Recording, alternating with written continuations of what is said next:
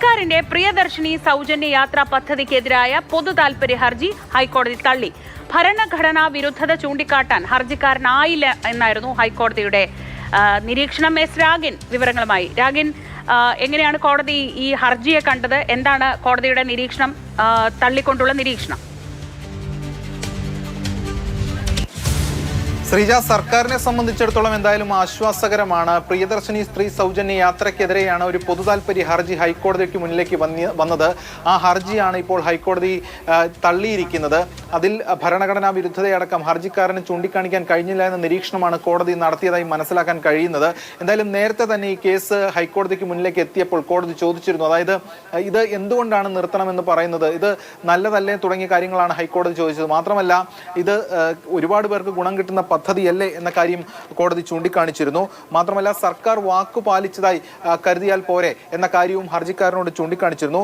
പദ്ധതി നിർത്തണമെന്ന് എങ്ങനെ പറയാൻ കഴിയുമെന്നടക്കമുള്ള ചോദ്യങ്ങളും കോടതിയുടെ ഭാഗത്തു നിന്നുണ്ടായി. ഇത്തരം കാര്യങ്ങളൊക്കെ തന്നെ കോടതിക്ക് മുന്നിലേക്ക് വന്നിരുന്നു. എന്നാൽ ഹർജിയിൽ പ്രധാനമായും ചൂണ്ടിക്കാണിച്ചിരുന്നത് ഇത് ഭരണഘടനാ വിരുദ്ധമാണ് ഈ പദ്ധതി, അതിന്റെ കോൺസ്റ്റിറ്റ്യൂഷണൽ വാലിഡിറ്റിയാണ് പ്രധാനമായും ചോദ്യം ചെയ്തിരുന്നത്.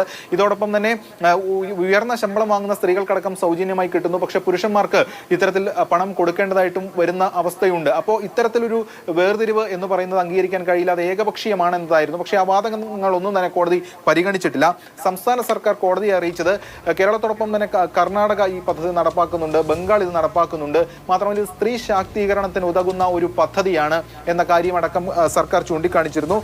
ഹർജിക്കാരന്റെ ഒപ്പമുള്ള അല്ലെ ഹർജിക്കാരന്റെ വീട്ടിലുള്ള സ്ത്രീകൾക്കടക്കം ഇതിന്റെ ഗുണം കിട്ടും, അത്തരം കാര്യങ്ങൾ ഉൾപ്പെടെ സർക്കാർ മുന്നോട്ട് വെച്ചിരുന്നു. എന്തായാലും ഹർജിയിലെ വാദങ്ങൾ തള്ളിക്കൊണ്ടാണ് ഇപ്പോൾ ഈ ഹർജി തന്നെ തള്ളിയിരിക്കുന്നത്. പൊതു താൽപര്യ ഹർജിയാണ് ഇപ്പോൾ കോടതി തള്ളിയിരിക്കുന്നത്. സർക്കാരിനെ സംബന്ധിച്ചിടത്തോളം ഇത് ആശ്വാസകരമാണ്.